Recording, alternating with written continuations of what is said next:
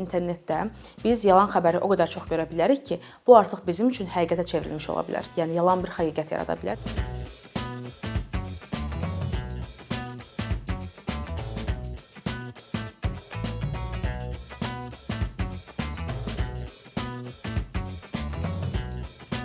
Mən yeniyetmə olanda yadıma düşür ki, yerli mediada Bakı səmasında naməlum obyekt görüntüləndi xəbərləri tez-tez tirajlanırdı və bu maraqlı idi ki, bunun arxasında heç bir fakt olmasa belə insanların kifayət qədər marağını cəlb eləyirdi. Və bundan sonra da mən böyüdüm, amma yenə də yalan xəbərlər olduğu kimi tirajlanmağa davam edirlər. Belə ki, bu səfər də 2019 və 2020-ci illərdə 51-ci zona adlı bir belə obyekt haqqında, daha doğrusu ABŞ-da yerləşən və naməlum obyekt, uçan obyektlərlə bağlı araşdırma edildiyini düşünülən bir hərbi obyekt bu səfər də viral olmağa başladı, trend olmağa başladı və maraqlısı budur ki, 2026-cı ilə gəlib çatsaq belə hələ də bu obyekt haqqında, bu zona haqqında hər hansı bir detal verilməyib. Bildiyimiz tək şey budur ki, 51-ci zona ABŞ-nin Nevada ştatında yerləşən və hərbi obyekt hesab olunan bir zonadır. Amma hələ də biz anlamırıq ki, bunun UFO-larla hansısa bir əlaqəsi varmı və yaxud da yoxmu. Amma maraqlısı budur ki, sanki bütün dünya nəfəsini tutub, necə deyirlər, gözləyir ki, bu zona haqqında yeni bir məlumat paylaşılsın və yaxud da yeni bir konspirasiyalar yayılsın ki, insanları biraz daha maraqlandıran və onları, necə deyim, bu mövzuna əlaqəli saxlayan nələrsə baş versin. Yalan xəbərlərin gündəmimizdən düşmədiyi bir məqamda isə Massachusetts Texnologiya Universiteti 2018-ci ildə belə bir araşdırma edir bu mövzuda. Araşdırmaya əsasən professorlar, həmin bu araşdırmanı aparan professorlar, mütəxəssislər 2006-cı ildə 2017-ci ilə qədər Twitterdə paylaşılan 126 min yalan və yaxud da doğru olduğu təsdiqlənmiş araşdırmaları, daha doğrusu postları araşdırırlar. Bu araşdırma metodologiyası belədir ki, bu 126 min paylaşımı 3 milyon insan 4.5 milyon dəfə paylaşıb. Bəs bu araşdırma bizə nə deyir? Bu araşdırma bizə kobud şəkildə desək, kobud olaraq bunu deyir ki, yalan xəbərlər doğru xəbərlərdən 70 dəfə daha çox paylaşılır. Və doğru xəbərlərin 1000 insana çatmağı 6 dəfə uzun vaxt çəkir. Eyni zamanda bunu da deyə bilərik ki, doğru xəbərlərin 1000 insana çatmağı uzun çəkdiyi təqdirdə yalan xəbərlər asanlıqla və ilk saatlarda 100 min insana qədər belə çata bilir və paylaşıla bilir onlar tərəfindən. Və bu paylaşılma və izlənmə, həmçinin paylaşaraq alqoritminin daha çox insana çatmağına səbəbiyyət vermək də əslində elə rəqəmlərlə də sübut olunur. Bir misal da mən verəsi olsam, iki xəbər başlığını misal götürə bilərik. Məsələn, biri yeni xərçəng sürətlə yayılır və yaxud da alimlər qrip yoluxmalarında artım müşahidə eləyir. Sözsüz ki, birinci xəbər birbaşa bizim emosiyalarımıza, bizim həyatımıza, bəlkə yaxınlarımız haqqında düşüncələrimizə hücum eləyir. İkinci xəbər isə daha yavaşdır, daha sakitdir və bir növ bizə sadəcə olaraq bir məlumatı ötürməyi hədəfləyir. Elə bu iki başlığı da müqayisə etsək görürük ki, birinci başlıqda sanki bizə artıq hər şey təqdim olunur. Yeni bir xərçəng növü var və bu sürətlə yayılır. Və biz hətta xəbəri oxumadan belə yeni hər hansı bir fikir sahibi oluruq. İkinci xəbərdə isə kiçik artım və yaxud da artım müşahidə olunur. Hələ də hansısa bir nəticəyə varmamıza kömək eləmir. Biz xəbərin tərkibinə baxıb, orada hansı artımdan söhbət gedir, hansı qripdən söhbət gedir, hansı ildən söhbət gedir, bununla bağlı marağa düşürük və xəbəri oxumaq istəyirik. Bu baxımdan da elə bu iki başlığın müqayisəsi belə bizə o imkanı verir ki, birbaşa emosiyalarımıza təsir edən xəbər başlıqları, xəbərlər, yazılar, informasiyaların yalan xəbər olma ehtimalı da bir balaca daha çox olur. Çünki nəticədə fakt bizim emosiyalarımızı oyandırmır. Fakt sadəcə olaraq faktdır və o bizə informasiya ötürməyə çalışır. Onu da qeyd etmək lazımdır ki, tənqidi düşüncə əlbəttə ki, bizim yalan xəbərlə, şişirdilmiş başlıqla fakta əsaslanan başlıq arasında müqayisəni anlamağımız üçün kömək edən bir faktordur. Lakin hətta sosial mediada, internetdə biz yalan xəbəri o qədər çox görə bilərik ki, bu artıq bizim üçün həqiqətə çevrilmiş ola bilər. Çünki nəticədə sosial mediada, internetdə bəzi hallarda yalan xəbərlərin təkrarı həqiqət yarada bilər. Yəni yalan bir həqiqət yarada bilər və insanları öz belə deyək, çərçivəsinə sala bilər. Və sözsüz ki, bu yalan xəbərlərin paylaşılması, təkrarlanması, artması və daha çox insana çatması mövzusunda bizim danışmalı olduğumuz digər bir məsələ təsdiq qərəzidir. Təsdiq qərəzi nədir? Artıq müəyyən məqamda bu mövzu ilə bağlı inancımız, düşüncəmiz, təqdirimiz varsa, biz bu mövzu ilə əlaqəli ikinci bir üçüncü bir informasiya görəndə, o yalan olsa belə ona inanmağa daha meylli oluruq. Çünki artıq bir növ bizim təsdiqlədiyimiz bir mövzu haqqında biz oxumuş oluruq və ikinci bir suala, ikinci bir şübhəyə biz ehtiyac görmürük. Və bu deyərdim ki, yalan xəbərlərin yayılmasında insanların ən çox düşdüyü və yaxud da bizim ən çox düşdüyümüz məqamlardan biridir. Çünki biz belə deyək, biz dünyanın çox bərbad bir yerə getdiyini düşünürüksə və dünyanın məhv olacağına inanırıqsa, bircə apokaliptik bir xəbər belə bizə bəs eləyir ki, biz anlayaq ki, sabah dünya dağılır. Və yenə o 2012-ci ildə də əslində belə bir konspirasiya yayılmışdı ki, dekabrın 22-si dünya dağılacaq, məhv olacaq və hər zaman da bu Amerika filmlərində də gördüyümüz kimi hər şey birinci Amerikadan başlayır və beləliklə dünyaya yayılacaq bu dünyanın məhv olunması məsələsi. Yəni üzərindən neçə il keçib biz hələ də burdayıqsa, deməli doğrudan da konspirasiya teoriyaları, dezinformasiyalar, misinformasiyaların yayılmağı, xüsusən də əgər bu emosiyalarımıza, həyatımıza təsir eləyirsə, daha qüvvətli və daha güclü ola bilər. Hətta onlar yəni sərhəd də tanımaya bilirlər bəzən bu mövzuda. Və bir misal kimi də deyə bilərik ki, bir oxucunun qarşısına biz 10 xəbər təqdim etsək, onun 5-ini daha o belə deyək, şişirdilmiş versiyada, 5-ini isə sadəcə olaraq faktlarla əsaslanan bir şəkildə təqdim etsək, sözsüz ki, o 10 xəbərdən oxucu hansı haqqında onsuz da məlumatı varsa, hansı mövzuya özünü daha yaxın hiss eləyirsə, elə o mövzuları seçib oxumağa meyl göstərəcək böyük ehtimalla. Elə bu da əslində bizim bir növ yenə beynimizdən verilən siqnallarla bağlı olan bir şeydir və buna da ad qoyulur, onsuz təsdiq qərəzi. Ona görə dediyim kimi bu mövzunu biz daha da çox araşdırmağımıza yarar var və növbəti dəfə hər hansı bir artıq mövzunun, yəni haqqında məlumatlı olduğumuz mövzulara heç bir sual vermədən, inanmadan əvvəl bu mövzularda biraz daha belə deyək, suallar verməyə ehtiyac var. Elə mövzunu da ora gətirmək istəyirəm ki, bəs biz nə edə bilərik ki, yalan xəbərlərin yayılmağında bir növ bizim də bir təsirimiz olmasın. İlk məqamda sual vermək çox önəmlidir. Hətta deyərdim ki, yəni cavablamaqdan daha çox o sualları vermək önəmlidir. Çünki bu sualları verərək biz həm özümüzə vaxt qazandırırıq ki, bir mövzuya, bir qarşımızda olan və bizə barbar bağıran informasiyaya inanmadan əvvəl biz onu təhlil edə bilək, analiz edə bilək, pauza edərək onu bir dostumuzla paylaşmadan əvvəl düşünməyə özümüzə vaxt verək.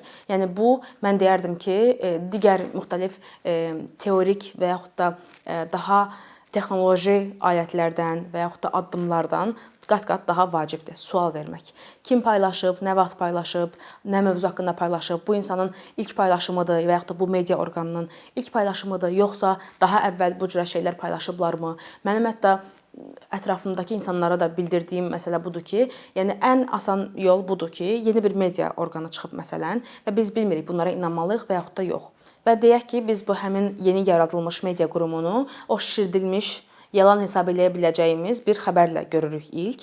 Nə edə bilərik? Keçirik o səhifəyə və biraz özümüzə vaxt verməliyik də. Təəssüf olsun ki, bu vaxt aparacaq bir şeydir. Ən az 1-2 dəqiqəmizi aparacaq. Keçirik həmin o media agentliyinin, media qurumunun, özünü media kimi göstərən səhifənin, insanın profilinə və biraz sürüşdürürük ki, görək bizim bildiyimiz doğrudan nəticəsinə bələd olduğumuz hansı informasiya paylaşılıb. Ola bilər ki, bir ay əvvəl bizim yalan olduğunu bildiyimiz bir xəbəri orada görəcəyik və onun necə orada təqdim edilməyini, təqdim edildiyini görməyimiz, müşahidə eləməyimiz, analiz eləməyimiz bizə bu gün kömək olacaq ki, o xəbərə inanıb inanmadığımızı, inanmayacağımızı və yaxud da həmin o media insanından mı deyim, media qurumundan mı, özünü media kimi göstərən səhifəyə mi etibar edib eləyə bilməyəcəyimizə həmin qərar verməyimizə ən azından kömək olacaq. Və dediyim kimi sual vermək önəmlidir. Və bir digər bizə kömək edə biləcək suallar odur ki, bu paylaşılan xəbər məni birbaşa reaksiya verməyə, emosiyalar hiss eləməyimə səbəb olur, yoxsa məni sakit qalıb düşünməyimə kömək eləyir, yoxsa mənə fakt təqdim eləyir, yoxsa fakt vermədən birbaşa olaraq mənim duyğularımı hədəf alır. Bu sualları verməkdə kömək ola bilər. Eyni zamanda verməli olduğumuz digər suallar isə bu informasiya, bu mənbə, bu fakt hazırda kimə fayda verir?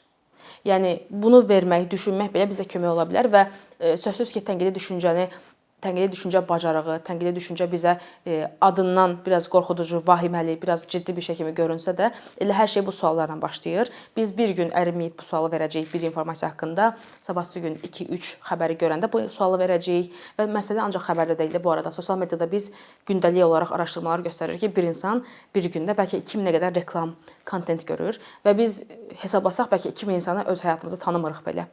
Və bunun biz artıq müqayisəsini eləyəndə görürük ki, biz gündəlik olaraq 2000 kontent istehlak, istifadə edərək, həzm eləyərək və heç bir şəkildə sual verərək bu müqayisəni eləmədikcə özümüzə bir növ yavaş-yavaş zərər də vermiş oluruq. Nəinki özümüzə, eyni şəkildə ətrafımızda olan insanlara da, ətrafımıza da. Çünki bir gün olacaq ki, biz o yalan xəbəri görəndə sual verməyəcəyik və ətrafımızdakı nə qədər insanla bölüşəcəyik və yalnız özümüzü deyil, məhz onların da təşvişli olmağına səbəb olacağıq. Bəs burada məsələ yalnız oxucunun tənqidi düşüncəsinin az olmağı, media savadlı olmamağı ilə bağlıdırmı? Dolayı yolla bağlıdır, amma hər zaman da yox və biz yalnız oxucunun üzərinə günah ata bilmərik. Çünki hazırda o internet alqoritmləri dedik ki, var. Bu alqoritmlərə hədsiz dərəcədə böyük sərmayə sərf edilir ki, bu alqoritmlər elə bu sistemi formalaşdırsın. Bu sistem nədir? Alqoritmlərin süzgəcindən keçirilmiş, biraz daha faktdan bəlkə kənarlaşdırılmış, biraz daha emosiyalara bağlı, biraz daha təşvişə bağlı və dostların bəyənibsə, sən də bəyənərsən tipli bir belə deyək, məsləhət alqoritmlərdən danışırıqsa, sözsüz ki, yalan xəbəri 2 nəfər daha çox reaksiya veribsə, o yalan xəbərlərin daha çox insana çatmağı da alqoritm səbəbindən də baş verir və buna görə də yalnız oxucunu qınamamalıyıq və yaxud da oxucunun üzərinə məsuliyyət yükləməməliyik. Və elə məsələ də burada sistematik olaraq bunun belə yaranmağı da onsuz da. Yalan xəbər bizim emosiyalarımıza fokuslanmaq, hədəf almaq üçün yaradılır və biz hansı xəbərin üzərində dayanıb 5 dəqiqə, 2 dəqiqə sual verib düşünməyə özümüzə vaxt ayırırıqsa, alqoritm həmin xəbəri önəmli, dəyərli hesab eləyir və daha çox insana bölüşdürür, daha çox insanın qarşısına çıxarır. Və burada da əslində böyük bir paradoks yaranır ki, yalan xəbər deməli yalnız güclü olduğu üçün paylaşılmır, həmçinin də reaksiya doğurduğu üçün, müzakirə yaratdığı üçün, o alqoritmləri bəslədiyi üçün paylaşılır və daha çox insana çatır. Və əlbəttə ki, bu yalnız media problemi deyil, etik problem deyil, bu sosial, siyasi və iqtisadi bir problemdir. Çünki yalan xəbərlərin paylaşılmağı dolayı yolla insanlarda, cəmiyyətdə inamsızlığı gücləndirir. Nəinki bir-birlərinə qarşı inamsızlığı, nəinki qurumlara qarşı inamsızlığı, həmçinin də mediaya, bir-birlərinə, ümumi cəmiyyətə və gələcəyimizə olan inamı, inamsızlığı gücləndirir və həqiqəti yorucu göstərir.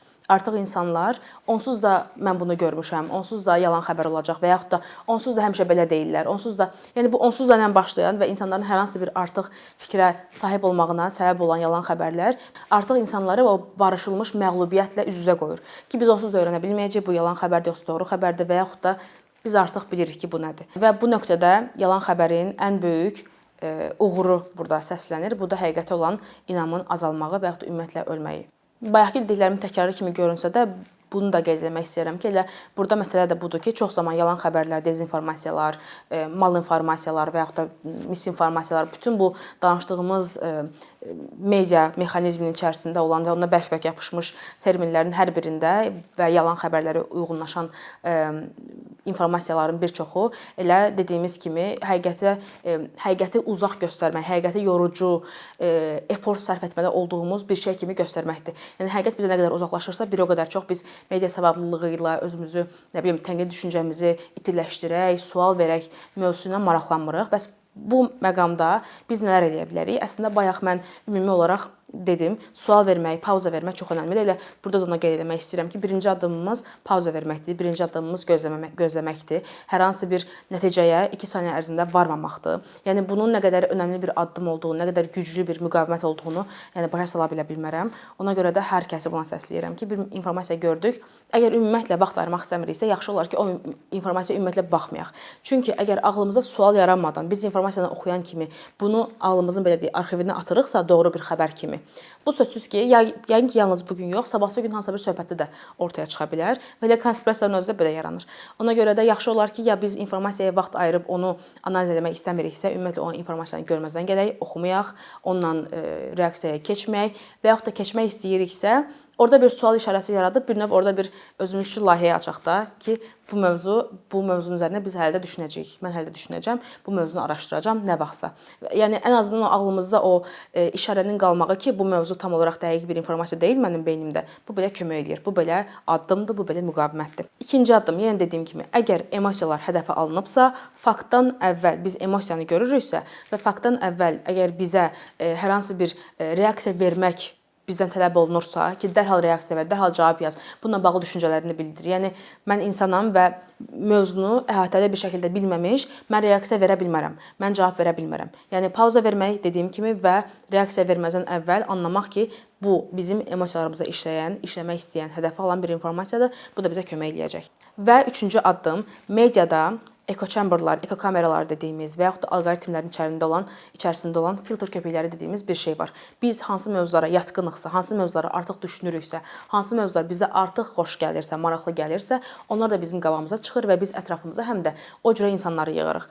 Və bu baxımdan da üçüncü addım olaraq bunu məsləhət görürəm ki, yalnız özümüzə xoş gələn, yalnız bizim maraqlı olduğumuz xəbərləri deyil və yaxud da insanları, mediaları deyil, həmçinin bəlkə də ara-sıra bizlə daha əks arqumentlərə sahib, əks yanaşmalara, mövqelərə sahib yerləri də mediaları, insanları, səhifələri izləməkdə yarar var. Çünki elə bizim dediyimiz təktipli mediaları izləmək, təktipli informasiya kanallarına sahib olmaq da bizi müəyyən qədər o təsdiq qərəzinə düşməyimizə və növbəti dəfə o izlədiyimiz medialar yalan xəbər yayanda bunu heç sual vermədən qəbul etməyimizə səbəb ola bilər və bu da özü də qorxuducudur. Və sonda yalan xəbəri görəndə biz hamımız birdən-birə fakt yoxlayacaq insanlara çevrilə bilmərik.